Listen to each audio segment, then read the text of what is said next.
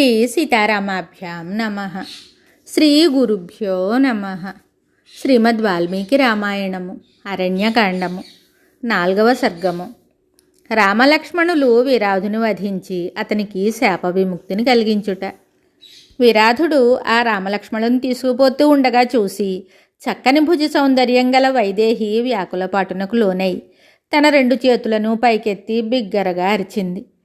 సత్యసంధుడు, ఉత్తమశీల సంపద కలవాడు, పవిత్రుడు అయిన ఈయన దశరథరాముని లక్ష్మణునితో సహా ఈ భయంకర రాక్షసుడు విరాధుడు అయ్యో అపహరించుకొని పోతున్నాడు.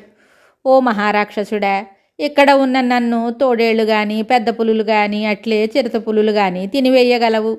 కావున కకుస్థ వంశజులైన రామలక్ష్మణులను విడిచిపెట్టి నన్ను తీసుకొని పొమ్ము, నీకు పుణ్యం ఉంటుంది. నీకో నమస్కారం. అప్పుడు మహావీరులైన రామలక్ష్మణులు ఆ సీతాదేవి యొక్క ఆక్రందనలను విని దుర్మార్గుడైన ఆ విరాధుని చంపుటకై త్వరపడసాగారు. వెంటనే లక్ష్మణుడు భయంకరంగా ఉన్న ఆ విరాధుని యొక్క ఎడమ చేతిని ఖండించి వేశాడు. ఇంతలో శ్రీరాముడు తన పరాక్రమముచే ఆ రాక్షసుని కుడి భుజాన్ని క్షణంలో ఛేదించాడు. రామలక్ష్మణులు తన చేతులను నరికివేయగా మేఘ సమానుడైన ఆ విరాధుడు రాక్షసుడు ఎంతో భయపడి ఇంద్రుని వజ్రాయుధముచే నరకబడిన పర్వతము వలె నేలపై పడిపోయాడు. ఇంకనూ వారు ఆ రాక్షసుని పిడికిళ్లతో మోకాళ్లతో పొడిచి కాళ్లతో తన్ని భూమి మీద పిండిగా వించారు.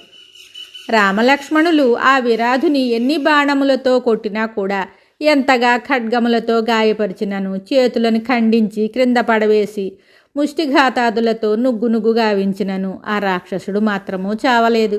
సర్వశక్తిమంతుడును ఆపదలలో ఆదుకొనువాడును అయిన శ్రీరాముడు పర్వతము వలె మహాకాయుడగు ఆ రాక్షసుడు ఎంతకును చావకుండుటిచే అతనిని పదే చూసి లక్ష్మణునితోటి ఇలా చెప్తున్నాడు. ఓ పురుషశ్రేష్ఠ లక్ష్మణ, ఈ విరాధుడు తపస్సు చేసి వరములను పొంది ఉన్నాడు. అందువలన యుద్ధమునందు శస్త్రములతో వీనిని జయించుట అసాధ్యము. కనుక ఈ రాక్షసుని భూమిలో పాతిపెడదాం.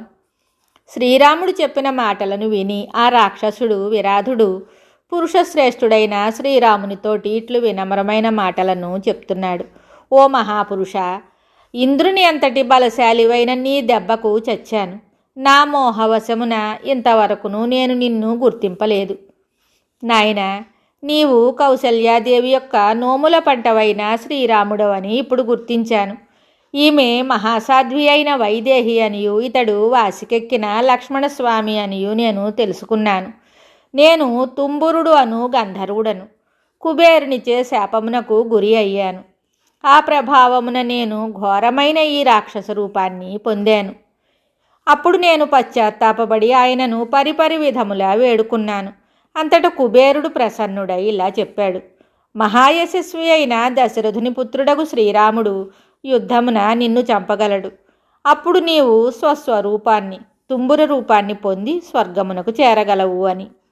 ఓ మహాత్మా, పూర్వము ఒకనాడు నేను రంభాను అప్సరసయడ ఆసక్తి గలవాడనై సమయమునకు అనువుగా కుబేరుని సేవలలో పాల్గొనకుండా ఉన్నాను. అందులకు కోపించిన వాడే అతడు నన్ను పై విధంగా శపించాడు. నా వినతిపై శాప విముక్తి రీతిని కూడా తెలిపాడు. శ్రీరాముడు ఆ రాక్షసుని కంఠంపై నుండి తన పాదాన్ని తొలగించగానే నిక్కబొడుచుకొని ఉన్న చెవులు గల ఆ విరాధుడు భీకరమైన ఒక మహానాదాన్ని చేయసాగాడు. అప్పుడు లక్ష్మణుడు అలా అరుస్తూ ఉన్న ఆ విరాధుని ఆ పెద్ద గొయ్యలోనికి నెట్టసాగాడు. అసహాయ శూరులను రణరంగమున స్థిరముగా నిలిచి ఉండువారును అయిన రామలక్ష్మణులు భయంకరంగా అరుస్తూ ఉన్నవాడును యుద్ధమున తమ చేత నిర్జితుడును అయిన ఆ రాక్షసుని లేవనెత్తి సంతోషంతో ఆ గోతిలోకి విసిరివేశారు. నరశ్రేష్ఠులను యుద్ధము చేయుటలో ఆరితేరిన వారును అయిన ఆ రామలక్ష్మణులు ఎంతటి వాడి బాణములతో కొట్టినను ఇతడు చావడు అని నిశ్చయించుకొని విరాధుని పడవేసిన గోతిని మట్టితో పూడ్చి అతనిని చంపివేశారు. శ్రీరాముడు వనవాసి అయి తన దగ్గరకు వచ్చినప్పుడు ఆయన చేతిలోనే మరణింపాలనని విరాధుడు కోరుకున్నాడు. అందువలన అతడు తాను శస్త్రములతో మరణింపను అని అంటూ తన మృత్యు రహస్యమును శ్రీరామునకు వివరించాడు. విరాధుని మాటలను ఆలకించి శ్రీరాముడు అతన్ని గోతిలో పూడ్చిపెట్టుటకు నిశ్చయించుకున్నాడు. అందువలన రాముడు అట్లు వానిని పూడ్చిపెడుతూ ఉండగా ఆ విరాధుడు చేసిన అరుపులు ఆ వనమునందంతటా కూడా ప్రతిధ్వనించాయి. రామలక్ష్మణులు భూమిలో పాతిపెట్టుట ద్వారా విరాధుని హతమనర్చి మిక్కిలి సంతోషించారు. తరువాత వారు కీకారణ్యమునందలి ఆ గోతిని రాళ్లతో కప్పివేశారు. విరాధుని మరణానంతరము ఆ రామలక్ష్మణులు బంగారు వన్నెతో విచిత్రముగానున్న తమ ధనుస్సులను చేతబట్టి సీతాదేవిని వెంటబెట్టుకుని ఆ మహావనమున విహరిస్తూ ఆకాశమున సూర్యచంద్రుల వలె ప్రకాశించారు. వాల్మీకి మహర్షి విరచితమయ్యే ఆది కావ్యమైన శ్రీమద్ రామాయణమునందలి అరణ్యకాండమునందు 4వ సర్గము సంపూర్ణం. శుభం.